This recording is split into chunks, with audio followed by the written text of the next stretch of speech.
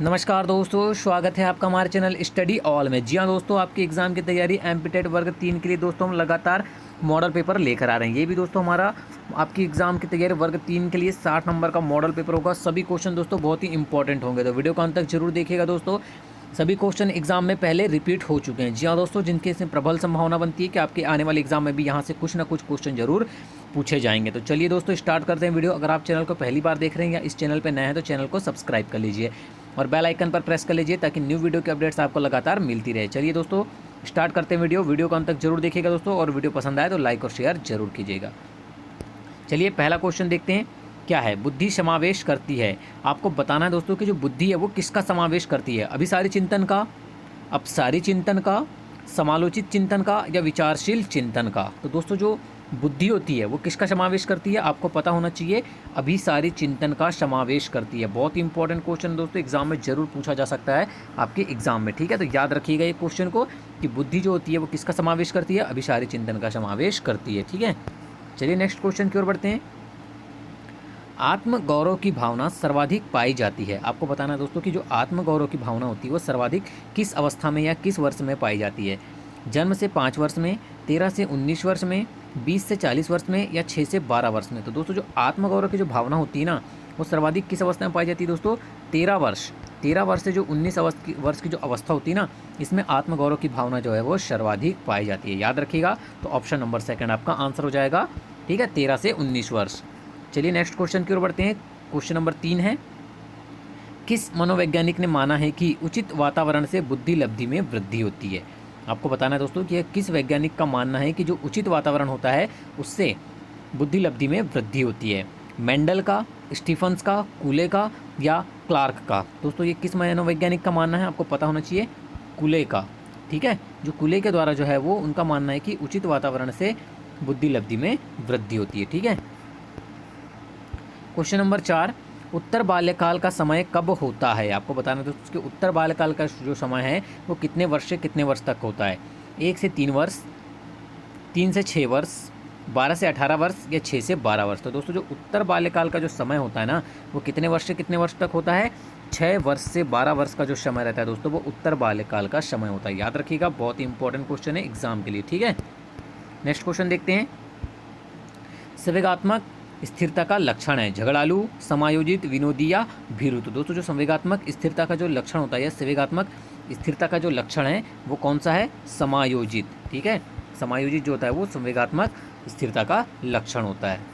चलिए question number 6 देख लेते हैं। संवेग शब्द का शाब्दिक अर्थ है। अब आपको बताना है दोस्तों कि जो संवेग शब्द होता है उसका शाब्दिक अर्थ क्या होता है।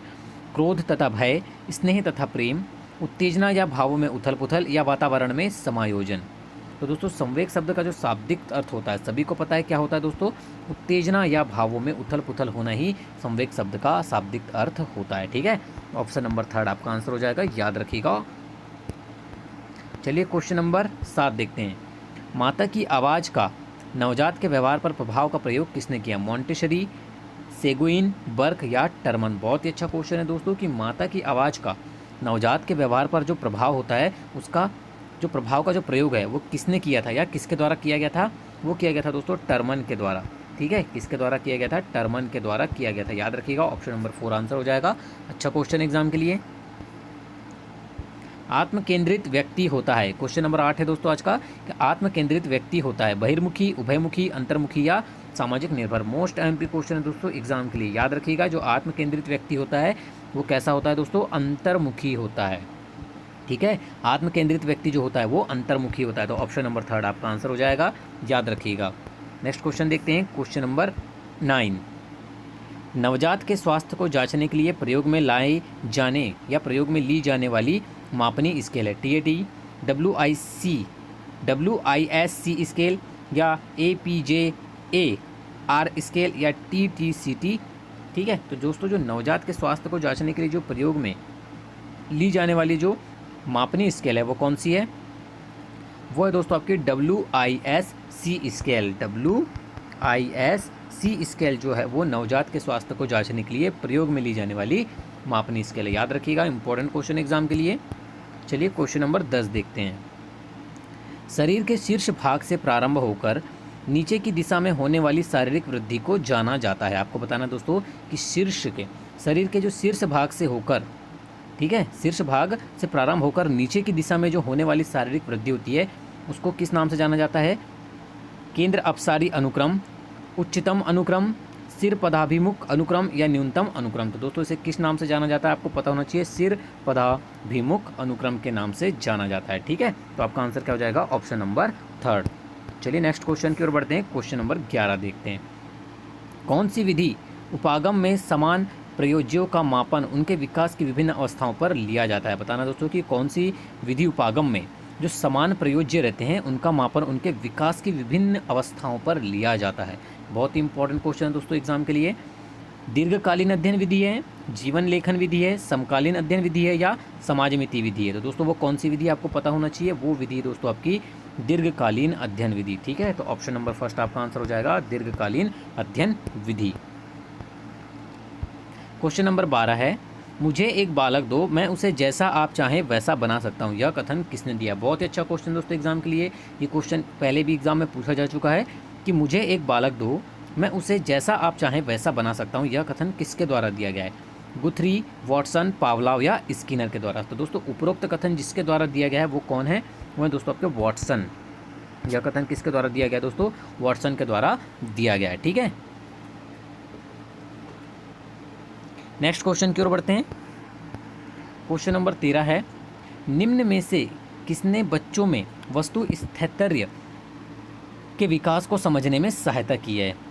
फेस्टिंगर ने, एरिक्सन ने, पियाजे ने या बेलाउंक ने? तो दोस्तों निम्नलिखित में से जिसने बच्चों में वस्तु स्थैर्य के विकास को जो समझने की में सहायता की है वो है दोस्तों आपके पियाजे। किसने की है दोस्तों? पियाजे ने की है, याद रखिएगा। ठीक है, ऑप्शन नंबर 3 आपका आंसर हो जाएगा पियाजे। क्वेश्चन नंबर 14, निर्जीव वस्तुओं को सजीव गुण देने वाली प्रकृति को पियाजे ने क्या नाम दिया? बहुत ही अच्छा क्वेश्चन दोस्तों, मोस्ट टाइम पे क्वेश्चन है, एग्जाम में पूछा भी जा चुका है। इस क्वेश्चन को रट लेना है आपको। निर्जीव वस्तुओं को सजीव गुण देने वाली प्रकृति को पियाजे ने क्या नाम दिया है? कल्पना, केंद्रीकरण, वस्तु स्थैर्य या सजीव चिंतन? तो दोस्तों याद रखिएगा, पियाजे ने क्या नाम दिया है? सजीव चिंतन नाम दिया है निर्जीव वस्तुओं को सजीव गुण देने वाली प्रकृति को। ठीक है, तो ऑप्शन नंबर 4 आपका आंसर हो जाएगा। चलिए नेक्स्ट क्वेश्चन देखते हैं। क्वेश्चन नंबर 15 देख लेते हैं आज का। सघन सिद्धांत निम्न में से किसके से संबंधित है? जो सघन सिद्धांत है दोस्तों वो निम्न में से किससे संबंधित है? स्मृति, अधिगम, अभिप्रेरण या सृजनात्मकता से? दोस्तों किससे संबंधित है? यह दोस्तों आपका स्मृति से। ठीक है, किससे संबंधित है? स्मृति से संबंधित। तो ऑप्शन नंबर फर्स्ट आपका आंसर हो जाएगा। चलिए क्वेश्चन नंबर 16 देख लेते हैं आज का। क्षेत्र सिद्धांत निम्न में से किस वर्ग का योगदान है? बहुत ही अच्छा क्वेश्चन है दोस्तों कि जो क्षेत्र सिद्धांत है वो किस वर्ग का योगदान है? व्यवहारवादियों का, गेस्टाल्टवादियों का, संरचनावादियों का या मनोविश्लेषकों का? तो दोस्तों जो क्षेत्र सिद्धांत है वो किस वर्ग का योगदान है? आपको पता होना चाहिए दोस्तों, ये है आपका गेस्टाल्टवादियों का। ठीक है, किस वर्ग का है? क्षेत्र सिद्धांत जो है वो गेस्टाल्टवादियों का योगदान है। तो ऑप्शन नंबर 2 आपका आंसर हो जाएगा। भाटिया बैटरी का प्रयोग निम्न में से किसके मापन हेतु किया जाता है? व्यक्तित्व, रुचि, बुद्धि या अभिक्षमता? बहुत ही अच्छा क्वेश्चन है दोस्तों ये भी। भाटिया बैटरी का प्रयोग जो है आपको जरूर एग्जाम में पूछा जाता है ये क्वेश्चन कि भाटिया बैटरी का जो प्रयोग है वो किसके मापन हेतु किया जाता है? व्यक्तित्व के, रुचि, बुद्धि या अभिक्षमता के? दोस्तों आपको पता होना चाहिए कि जो भाटिया बैटरी का जो प्रयोग है वो किसके मापन हेतु किया जाता है? बुद्धि के मापन हेतु इसका प्रयोग किया जाता है। ठीक है, तो ऑप्शन नंबर 3 आपका आंसर हो जाएगा। चलिए क्वेश्चन नंबर 18 देख लेते हैं। निम्न में से कौन सा ब्रूनर के सिद्धांत में नहीं है? आपको बताना दोस्तों कि निम्नलिखित में से वह कौन सा जो ब्रूनर के सिद्धांत में नहीं आता है? नवीन ज्ञान अथवा सूचना का ग्रहण करना, अर्जित ज्ञान का रूपांतरण, ज्ञान की अपर्याप्तता की जांच या ज्ञान की पर्याप्तता की जांच? बहुत अच्छा क्वेश्चन दोस्तों, आपको बताना है कि जो ब्रूनर के सिद्धांत में नहीं है निम्नलिखित में से वो कौन सा है? वो है दोस्तों आपका ज्ञान की अपर्याप्तता की जांच। बाकी नवीन ज्ञान अथवा सूचना का ग्रहण करना, अर्जित ज्ञान का रूपांतरण और ज्ञान की पर्याप्तता की जांच, ये तीनों ही आपके ब्रूनर के सिद्धांत में सम्मिलित है। ठीक है, ज्ञान की अपर्याप्तता की जांच जो है वो ब्रूनर के सिद्धांत में नहीं है।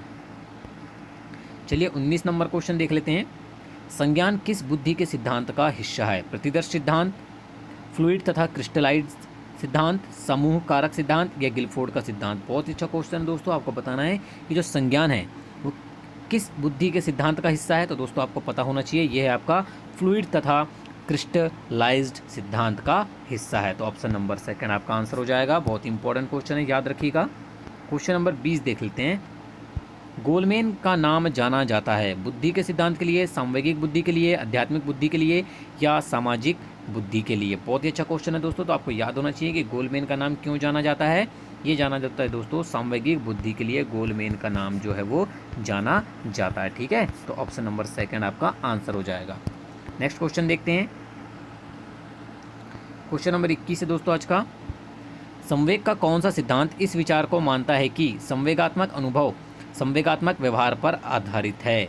जेम्स लैंग का सिद्धांत, हाइपोथैलेमिक का सिद्धांत, सक्रियता का सिद्धांत या अभिप्रेरण का सिद्धांत। तो दोस्तों संवेग का वह कौन सा सिद्धांत है जो इस विचार को मानता है कि संवेगात्मक अनुभव जो है वो संवेगात्मक व्यवहार पर आधारित है। तो दोस्तों ये कौन सा सिद्धांत मानता है। ये मानता है दोस्तों आपका जेम्स लैंग का सिद्धांत। ये भी याद रखिएगा दोस्तों, मोस्ट टाइम पे क्वेश्चन एग्जाम के लिए बार बार रिपीट होता है ये क्वेश्चन। ठीक है, नेक्स्ट क्वेश्चन की ओर बढ़ते हैं। क्वेश्चन नंबर 22 देखते हैं। प्राथमिक स्तर पर मूल्यों की शिक्षा देने की सर्वोत्तम विधि है। मूल्यों के महत्व को बताना, मूल्यों के पालन न करने पर दंडित करना, अध्यापक के व्यवहार में मूल्य स्थापन या उपरोक्त सभी। तो दोस्तों प्राथमिक स्तर पर जो मूल्यों की शिक्षा देने की जो सर्वोत्तम विधि है वो कौन सी है। वो है दोस्तों आपकी अध्यापक के व्यवहार में मूल्य स्थापन की। ठीक है, कौन सी विधि है। अध्यापक के व्यवहार में मूल्य स्थापन की जो विधि है वो सर्वोत्तम विधि है। ठीक है, नेक्स्ट क्वेश्चन नंबर 23 है। सीखे हुए ज्ञान, कौशल या विषय का अन्य परिस्थितियों में उपयोग करने को कहते हैं। बहुत ही अच्छा क्वेश्चन है दोस्तों, इंपॉर्टेंट क्वेश्चन है कि सीखे हुए ज्ञान, कौशल या जो विषय होता है उसे उसका अन्य परिस्थितियों में उपयोग करने को क्या कहा जाता है। प्रेरणा, सीखने का स्थानांतरण, भग्नाशा या चिंता। तो दोस्तों इसे क्या कहा जाता है आपको पता होना चाहिए। इसे कहा जाता है दोस्तों सीखने में का स्थानांतरण। ठीक है, तो ऑप्शन नंबर सेकंड आपका आंसर हो जाएगा। क्वेश्चन नंबर 24 है। पावलोव व स्किनर निम्न में से किससे संबंधित है। संरचनावाद से, प्रकार्यवाद से, व्यवहारवाद से या गेस्टाल्ट मनोविज्ञान से। दोस्तों जो पावलोव और स्किनर है वो निम्नलिखित में से किससे संबंधित है। दोनों वो हैं दोस्तों आपके व्यवहारवाद से। बहुत ही अच्छा क्वेश्चन है दोस्तों, याद रखिएगा किससे संबंधित है। दोनों व्यवहारवाद से संबंधित है। ठीक है, क्वेश्चन नंबर 25 है। चिंतन शक्ति के विकास की प्रक्रिया में निम्न में से कौन सा कथन गलत है। आपको बताना है दोस्तों कि चिंतन शक्ति के विकास की प्रक्रिया जो है उसमें से निम्न में से कौन सा कथन गलत है। ज्ञान व अनुभव की यथेष्टता, कम बुद्धि व ज्ञान, यथेष्ट अभिप्रेरण या यथेष्ट स्वतंत्रता व लचीलापन। तो दोस्तों निम्नलिखित में से जो चिंतन शक्ति के विकास की प्रक्रिया में जो कथन आपका गलत हो जाएगा वो है दोस्तों आपका कम बुद्धि व ज्ञान। बाकी ज्ञान व अनुभव की यथेष्टता, यथेष्ट अभिप्रेरण और यथेष्ट स्वतंत्रता व लचीलापन जो है वो चिंतन शक्ति के विकास की प्रक्रिया में सम्मिलित होते हैं और पूर्ण तरीके से सत्य है। जो ऑप्शन नंबर सेकंड है आपका कम बुद्धि व ज्ञान, यह निम्नलिखित में से गलत कथन है। ठीक है, चलिए क्वेश्चन नंबर 26 देख लेते हैं। मनोविज्ञान का क्षेत्रवादी सिद्धांत दिया। सीटी मॉर्गन ने, लियोन फेस्टिंगर ने, कर्ट लेविन ने या हेनरी गोडाई ने। तो दोस्तों निम्नलिखित में से जिसने मनोविज्ञान का क्षेत्रवादी सिद्धांत दिया है निम्नलिखित में से वो है दोस्तों कर्ट लेविन। ठीक है, किसने दिया है। कर्ट लेविन के द्वारा दिया गया है। तो ऑप्शन नंबर थर्ड आपका आंसर हो जाएगा।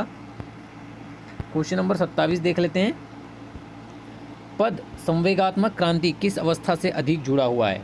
शैशवावस्था, किशोरावस्था, बाल्यावस्था या प्रौढ़ावस्था। तो दोस्तों संवेगात्मक क्रांति जो है वो जिस अवस्था से सर्वाधिक जुड़ा हुआ है वो जुड़ा हुआ है दोस्तों आपके किशोरावस्था से। किस अवस्था से सर्वाधिक जुड़ा हुआ है दोस्तों, वो किशोरावस्था से सर्वाधिक रूप से जुड़ा हुआ है। ठीक है, याद रखिएगा। नेक्स्ट क्वेश्चन की ओर बढ़ते हैं। क्वेश्चन नंबर 28 है।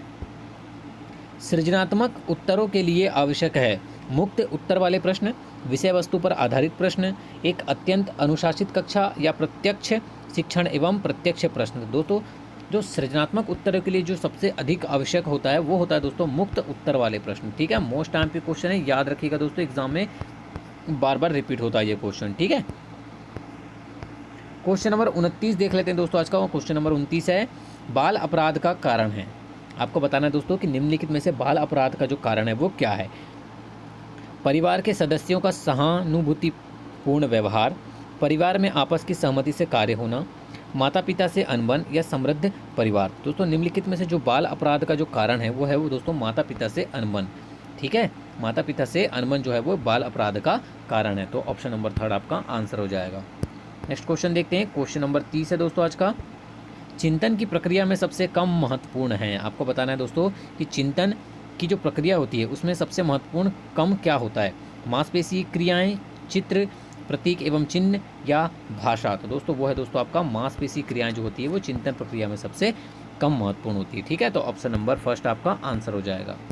चलिए दोस्तों अब देख लेते हैं पर्यावरण के इंपॉर्टेंट 30 क्वेश्चन। ठीक है, बाल विकास के 30 क्वेश्चन कंप्लीट हो गए। अब पर्यावरण का पहला प्रश्न और आज का 31 नंबर का प्रश्न है, जीवों के पारिस्थितिक कारकों का योग पर्यावरण है, यह कथन किसका है? दोस्तों ये क्वेश्चन मोस्ट टाइम पे, ठीक है, याद रखिएगा कि जीवों के पारिस्थितिक कारकों का जो योग है वो पर्यावरण है। यह कथन किसके द्वारा दिया गया है? चार्ल्स डार्विन के द्वारा, ए फिटिंग के द्वारा, लैमार्क के द्वारा या उपरोक्त में से कोई नहीं। तो दोस्तों जीवों के पारिस्थितिक कारकों का योग जो है वो पर्यावरण है। यह कथन जिसके द्वारा दिया गया है दोस्तों, ये है दोस्तों ए फिटिंग के द्वारा। किसके द्वारा दिया गया है? ए फिटिंग के द्वारा यह कथन दिया गया है आपका। ठीक है, चलिए क्वेश्चन नंबर 32 देख लेते हैं। मानव पर्यावरण संबंध एक किसकी संकल्पना है? ऋणात्मक संकल्पना है, धनात्मक संकल्पना है, संज्ञानात्मक संकल्पना है या ये सभी? तो दोस्तों मानव पर्यावरण जो है, मानव पर्यावरण संबंध जो है वो एक कैसी संकल्पना है? धनात्मक संकल्पना है। याद रखिएगा कैसी संकल्पना है दोस्तों? धनात्मक। ठीक है, नेक्स्ट क्वेश्चन की ओर बढ़ते हैं। क्वेश्चन नंबर 33 देख लेते हैं आज का। क्वेश्चन नंबर 33 है आज का, किसी खाद्य श्रृंखला की प्रथम कड़ी सदैव हरे पादप होते हैं क्योंकि। किसी भी खाद्य श्रृंखला के जो दोस्तों प्रथम कड़ी होती है वो सदैव हरे पादप ही होते हैं क्योंकि वे विस्तृत रूप से फैले होते हैं, वे मृदा से जुड़े होते हैं, वे सूर्य के प्रकाश में वायुमंडलीय कार्बन डाइऑक्साइड को स्थिरीकृत करते हैं या उनमें जड़ी होती है। दोस्तों किसी भी खाद्य श्रृंखला की जो प्रथम कड़ी होते हैं वो सदैव हरे पादप ही होते हैं क्योंकि वे सूर्य के प्रकाश में वायुमंडलीय जो कार्बन डाइऑक्साइड रहती है उसको स्थिरीकृत करते हैं। इसलिए किसी भी खाद्य श्रृंखला की जो प्रथम कड़ी है वो सदैव हरे पादप ही होते हैं। ठीक है, तो ऑप्शन नंबर थर्ड आपका आंसर हो जाएगा, याद रखिएगा। चलिए क्वेश्चन नंबर 34 देख लेते हैं। पर्यावरण अपघटन के कारण उत्पन्न होने वाली परिणामी खतरों में शामिल है बाढ़ एवं सूखा, भूस्खलन, वनों में अग्नि दुर्घटनाएं या उपरोक्त सभी। तो दोस्तों पर्यावरण अपघटन के कारण जो उत्पन्न होने वाली परिणामी खतरों में जो शामिल है निम्नलिखित में से वो है दोस्तों आपका बाढ़ एवं सूखा, भूस्खलन एवं वनों में अग्नि एवं दुर्घटनाएं सभी। ठीक है, तो आपका आंसर क्या हो जाएगा? उपरोक्त सभी।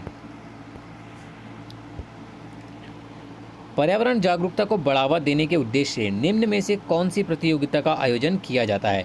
वन महोत्सव, पर्यावरणीय संबंधी प्रदर्शनी, ग्रीन ओलंपियाड या पर्यावरण दिवस समारोह। बहुत ही अच्छा क्वेश्चन है दोस्तों कि पर्यावरण जागरूकता को बढ़ावा देने के लिए कौन सी प्रतियोगिता का आयोजन किया जाता है? आपको पता होना चाहिए दोस्तों, ग्रीन ओलंपियाड का आयोजन किया जाता है। किसका? ग्रीन ओलंपियाड का। ठीक है, याद रखिएगा, बहुत ही अच्छा क्वेश्चन एग्जाम के लिए। ह्यूमस का निर्माण में ह्यूमस निर्माण में कौन सहायक होते हैं? उत्पादक, अपघटक, उपभोक्ता या ये सभी? ये भी क्वेश्चन दोस्तों एग्जाम में रिपीट होता है। ठीक है, याद रखिएगा, बहुत ही इंपॉर्टेंट क्वेश्चन है कि ह्यूमस का निर्माण में कौन सहायक होते हैं? उत्पादक, अपघटक, उपभोक्ता या सभी? तो दोस्तों आपको पता होना चाहिए ह्यूमस के निर्माण में उत्पादक, अपघटक और उपभोक्ता ये तीनों ही सहायक होते हैं। तो आपका आंसर क्या हो जाएगा दोस्तों? ऑप्शन नंबर 4 ये सभी। चलिए नेक्स्ट क्वेश्चन देखते हैं।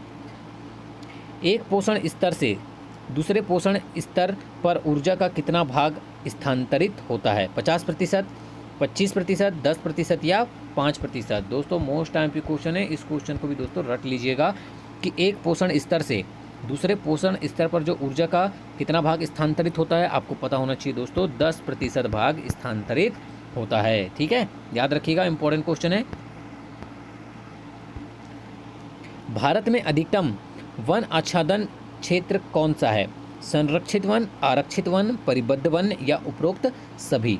तो दोस्तों भारत में जो अधिकतम वनाच्छादन क्षेत्र जो है वो है दोस्तों आरक्षित वनों का। ठीक है, आरक्षित वनों का जो है अधिकतम वन आच्छादन क्षेत्र है। ठीक है, भारत। क्वेश्चन नंबर 39 है, प्राकृतिक एवं सामाजिक सांस्कृतिक पर्यावरण के बीच अंतःक्रिया का उदाहरण है? वनों की कटाई, शिकार, निर्माण कार्य या उपरोक्त सभी? तो दोस्तों इसका एक उदाहरण जो है वो है निर्माण कार्य। ठीक है, प्राकृतिक एवं सामाजिक सांस्कृतिक पर्यावरण के बीच जो अंतःक्रिया का उदाहरण है वो है निर्माण कार्य। तो ऑप्शन नंबर 3 आपका आंसर हो जाएगा।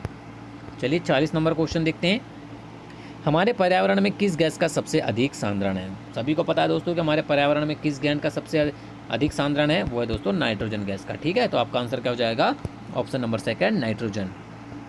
क्वेश्चन नंबर 41 देख लेते हैं। सतत व स्थायी विकास किस प्रकार की अवधारणा से संबंध रखता है? नियतिवादी अवधारणा से, संभववादी अवधारणा से, नवनीतिवादी अवधारणा से, या उपरोक्त सभी से? दोस्तों याद रखिएगा, बहुत ही अच्छा क्वेश्चन है, मोस्ट टाइम क्वेश्चन है एग्जाम के लिए, ठीक है। कि सतत व स्थायी विकास किस प्रकार की अवधारणा से संबंध रखता है? ये रखता है दोस्तों आपका नवनीतिवादी अवधारणा से। बहुत ही अच्छा क्वेश्चन है, याद रखिएगा, नवनीति अवधारणा आपका आंसर आ जाएगा ऑप्शन नंबर थर्ड, ठीक है। क्वेश्चन नंबर 42 देखते हैं। पर्यावरण का संतुलन बनाए रखने के लिए वन अंतर्गत क्षेत्रफल होना चाहिए 20%, 33%, 23% या 53%। तो दोस्तों पर्यावरण का संतुलन बनाए रखने के लिए जो वन अंतर्गत क्षेत्रफल होना चाहिए दोस्तों, वो होना चाहिए आपका 33%। कितना होना चाहिए? 33% होना चाहिए। तो ऑप्शन नंबर सेकंड क्या हो जाएगा आपका आंसर, ठीक है। चलिए 43 नंबर क्वेश्चन देख लेते हैं। पृथ्वी पर ऊर्जा का चरम स्रोत है। दोस्तों सभी को पता है कि पृथ्वी पर ऊर्जा का जो चरम स्रोत या ऊर्जा का सबसे सर्वोत्तम स्रोत क्या माना जाता है? सूर्य को माना जाता है, ठीक है। इजी क्वेश्चन है बट इंपॉर्टेंट क्वेश्चन है, याद रखिएगा। चलिए 44 नंबर क्वेश्चन देख लेते हैं। निम्नलिखित में से कौन सी व्यवस्था प्राकृतिक नियमों से संचालित नहीं होती है? खाद्य श्रृंखला, ऊर्जा का प्रवाह, उष्णता या मानव प्रेरित पारिस्थितिकी तंत्र। दोस्तों निम्नलिखित में से जो व्यवस्था प्राकृतिक नियमों से संचालित नहीं होती है वो है दोस्तों आपकी मानव प्रेरित प्राकृतिक पारिस्थितिक तंत्र। बाकी खाद्य श्रृंखला, ऊर्जा का प्रवाह और उष्णता, ये तीनों ही आपकी प्राकृतिक नियमों से संचालित होती है। जो मानव प्रेरित पारिस्थितिक तंत्र होता है वह प्राकृतिक व्यवस्था से या प्राकृतिक नियम से संचालित नहीं होता है, ठीक है। क्वेश्चन नंबर 45 है। संयुक्त राष्ट्र संघ ने वर्ष 2002 को किसका अंतर्राष्ट्रीय वर्ष घोषित किया? स्वच्छता वर्ष, वन संरक्षण वर्ष, सतत विकास का वर्ष या मृदा संरक्षण वर्ष? तो दोस्तों संयुक्त राष्ट्र संघ ने, यूएन ने जो 2002 में किसका अंतर्राष्ट्रीय वर्ष घोषित किया था दोस्तों? सतत विकास का। किसका किया था दोस्तों? सतत विकास का अंतर्राष्ट्रीय वर्ष घोषित किया था 2002 को, ठीक है। क्वेश्चन नंबर 46 है आज का। निम्नलिखित में से किस सिम्बायोटिक सहयोग से लाइकेन की उत्पत्ति होती है?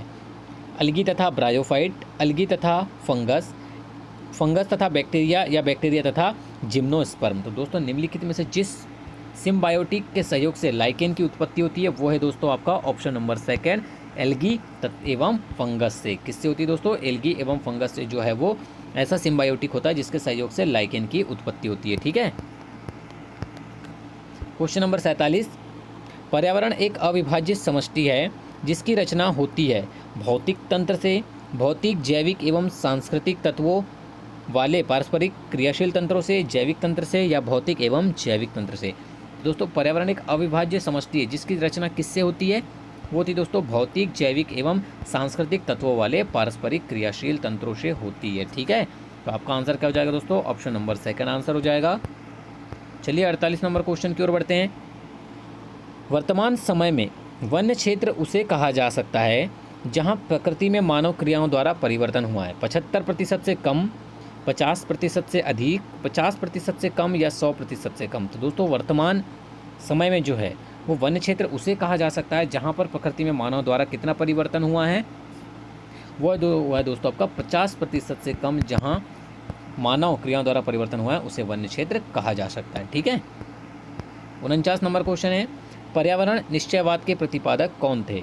Karl Ritter, Griffith, Taylor, Davis या डार्विन? तो दोस्तों पर्यावरण निश्चयवाद के जो प्रतिपादक माने जाते हैं वो है दोस्तों आपके कार्ल रिटर। याद रखिएगा, काफ़ी टाइम एग्जाम में ये क्वेश्चन पूछा जाता है, भूलना नहीं है आपको, ठीक है। कार्ल रिटर जो है वो निश्चयवाद के प्रतिपादक थे। नेक्स्ट क्वेश्चन देखते हैं। क्वेश्चन नंबर 50 है दोस्तों आज का। निम्न में से किस एक का संबंध पर्यावरणीय सुरक्षा नहीं है? गरीबी कम करना, धारणीय विकास, वातानुकूलन या कागज के थैले का प्रयोग? तो दोस्तों निम्नलिखित में से जिसका संबंध पर्यावरणीय सुरक्षा के अंतर्गत नहीं है वो है दोस्तों गरीबी कम करना, ठीक है। बाकी धारणीय विकास, वातानुकूलन और कागज के थैले का प्रयोग, ये तीनों का ही संबंध जो है पर्यावरण सुरक्षा से, ठीक है। गरीबी कम करना जो है वो पर्यावरण सुरक्षा से संबंधित नहीं है। 51 नंबर क्वेश्चन की ओर बढ़ते हैं। निम्न में से किसकी औसत शुद्ध प्राथमिक उत्पादकता सबसे कम है? आपको बताना है दोस्तों कि ऑप्शन नंबर 1, 2, 3, 4 में से किसकी औसत शुद्ध प्राथमिक उत्पादकता सबसे कम है? शीतोष्ण कटिबंधीय वन, शीतोष्ण कटिबंधीय घास प्रदेश, उष्ण कटिबंधीय वन या उपरोक्त सभी। तो दोस्तों निम्नलिखित में से जिसकी औसत शुद्ध प्राथमिक उत्पादकता सबसे कम है वो है दोस्तों आपका शीतोष्ण कटिबंधीय घास प्रदेश। ठीक है, कौन से हैं? शीतोष्ण कटिबंधीय घास प्रदेश जो है इनकी औसत शुद्ध प्राथमिक उत्पादकता सबसे कम है। तो ऑप्शन नंबर सेकंड आपका आंसर हो जाएगा। ठीक है, चलिए 52 नंबर क्वेश्चन देखते हैं। भारत के निम्नलिखित क्षेत्रों में से किस एक में मैंग्रोव वन, सदापर्णी तथा पर्णपाती वनों का संयोजन है? उत्तर तटीय आंध्र प्रदेश, दक्षिण पश्चिम बंगाल, अंडमान एवं निकोबार द्वीप समूह या दक्षिणी सौराष्ट्र। दोस्तों भारत के जिस क्षेत्र में मैंग्रोव वन, सदापर्णी वन तथा पर्णपाती वनों का जो संयोजन है वो है दोस्तों आपका अंडमान एवं निकोबार द्वीप समूह में। कहाँ है? अंडमान एवं निकोबार द्वीप समूह में है। ठीक है, संयोजन। नेक्स्ट क्वेश्चन देखते हैं। क्वेश्चन नंबर 53 है, किसी क्षेत्र में पेड़ों के उगने के लिए अपेक्षित न्यूनतम तापमान है 10 degree Celsius, 4 degree Celsius, 15 degree Celsius या 20 डिग्री सेल्सियस। दोस्तों किसी क्षेत्र में पेड़ों के उगने के लिए जो अपेक्षित न्यूनतम तापमान होना चाहिए, मिनिमम टेम्परेचर जो होना चाहिए वो होना चाहिए दोस्तों 4 डिग्री सेल्सियस। कितना होना चाहिए? 4 डिग्री सेल्सियस। ठीक है, 54 नंबर क्वेश्चन देखते हैं। प्रकाश संश्लेषण की क्रिया के दौरान सबसे पहले किस यौगिक का निर्माण होता है? स्टार्च, फास्फोग्लिसरिक अम्ल, डाइफोग्लिसरिक अम्ल या इनमें से कोई नहीं। तो दोस्तों प्रकाश संश्लेषण की क्रिया के दौरान जो सबसे पहले यौगिक का निर्माण होता है वो होता है दोस्तों फास्फोग्लिसरिक अम्ल का। किसका होता है दोस्तों? फास्फोग्लिसरिक अम्ल का निर्माण सबसे पहले होता है। ठीक है, क्वेश्चन नंबर 55 है, किसी एक भौगोलिक क्षेत्र के सभी पारिस्थितिक तंत्र को वृहद रूप में क्या कहते हैं? प्रादेशिक क्षेत्र, जीवमंडल, बायोम या वायुमंडल। तो दोस्तों किसी एक भौगोलिक क्षेत्र के सभी पारिस्थितिक तंत्र को वृहद रूप में क्या कहा जाता है? सभी को पता होना चाहिए दोस्तों, जीवमंडल कहा जाता है। ये भी क्वेश्चन दोस्तों बहुत ही एग्जाम के लिए इंपॉर्टेंट है। ठीक है, क्या कहा जाता है? जीवमंडल कहा जाता है। क्वेश्चन नंबर 56 है, लोटिक पारिस्थितिक तंत्र का निम्नलिखित में से कौन सा उदाहरण नहीं है? एस्चुरी, धारा, लैगून या पौंड। तो दोस्तों निम्नलिखित में से जो लोटिक पारिस्थितिक तंत्र के उदाहरण के अंतर्गत नहीं आएगा वो है आपका पौंड। ठीक है, तो ऑप्शन नंबर 4 आपका आंसर हो जाएगा। निम्नलिखित में से कौन सा एक दिशा में प्रवाहित होने वाला पारिस्थितिक तंत्र है? दोस्तों सभी को पता है कि एक दिशा में प्रवाहित होने वाला पारिस्थितिक तंत्र कौन सा है? वो है दोस्तों ऊर्जा। ठीक है, कौन सा है? ऊर्जा। क्वेश्चन नंबर 58, एक कृत्रिम पारिस्थितिक तंत्र निरूपित किया जाता है मत्स्य पाल टंकी द्वारा, चिड़ियाघर द्वारा, जल जीवशाला द्वारा या कृषि भूमि द्वारा। तो दोस्तों एक कृत्रिम पारिस्थितिक तंत्र जो है वो किसके द्वारा निरूपित किया जाता है? दोस्तों आपको पता होना चाहिए, कृषि भूमि के द्वारा जो है वो एक कृत्रिम पारिस्थितिक तंत्र निरूपित किया जाता है। तो ऑप्शन नंबर 4 आपका आंसर हो जाएगा। ठीक है, क्वेश्चन नंबर 59 है दोस्तों आज का, एक भौगोलिकीय क्षेत्र में सभी पारिस्थितिक तंत्रों को एक साथ लेकर एक अधिक बड़ी यूनिट बनाते हैं, इसको क्या कहते हैं? भूभाग, जैवमंडल, जीवोम या वायुमंडल। तो दोस्तों इस क्या कहा जाता है? इस बड़ी यूनिटी को इसे कहा जाता है दोस्तों जैवमंडल।